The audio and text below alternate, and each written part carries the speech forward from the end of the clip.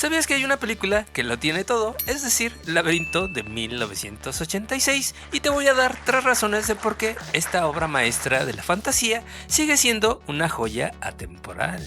Razón número 1, Jim Henson y su magia visual. Sí, amigo, el genio creador de los Muppets, además de ser un maestro titiritero. Y claro, fue el director de la película lo que le permitió acampar a sus anchas. Es decir, obviamente todo realizado con efectos prácticos. Y se dio el gusto de llenar la película de marionetas y obviamente además de construir sets de estudio bastante elaborados. Claro, amigo, no olvidemos el diseño del Red Goblin y los escenarios bastante alucinantes, como en este caso la escalera infinita, inspirada en las obras de M.C. Escher. Y por si fuera poco, todo con un nivel de detalle que no se ve todos los días. Y además el maestro Jim Henson y su equipo no solo crearon este mundo mágico, sino también lo llenaron de vida con personajes bastante carismáticos y algunos inclusive más que los actores modernos de hoy en día. Pero si esto no te basta, la razón número 2, la música de David Bowie, el rey Goblin del glam.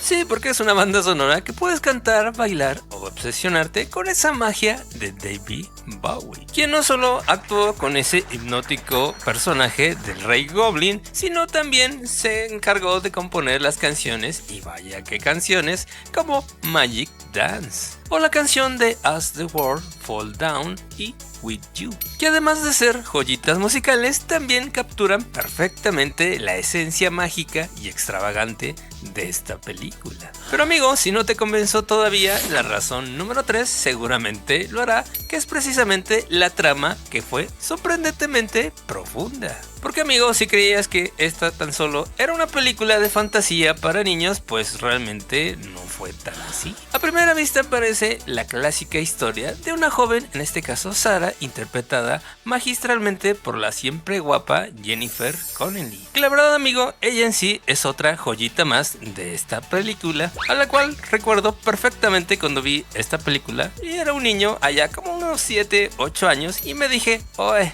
¿cómo quisiera tener una novia así cuando crezca? Yo creo que ya soy un chavorruco, pues sí, la verdad nunca tuve una novia como ella, así que con mil perdones y con todo respeto para mis exnovias. Pero mejor dejemos esas historias tristes para otro canal, así que regresemos al tema. La joven Sarah intenta salvar a su hermano pequeño de las garras del malvado Rey Goblin. Pero si miras más de cerca la película, es un viaje realmente de autodescubrimiento, donde Sarah pasa de ser una adolescente egoísta a una joven mucho más madura. Y además también aprende sobre responsabilidad y crecimiento personal. Y además también la historia está cargada de simbolismos, como en este caso el paso de la niñez a la adultez, los peligros de las fantasías escapistas y el valor de enfrentarse a tus propias inseguridades.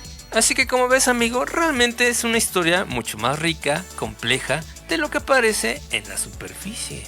¿O qué piensas tú, amigo? Te leo en los comentarios y también te recomiendo este video de las 5 películas malas que ganaron millones en taquilla. Nos vemos en el siguiente video. Bye.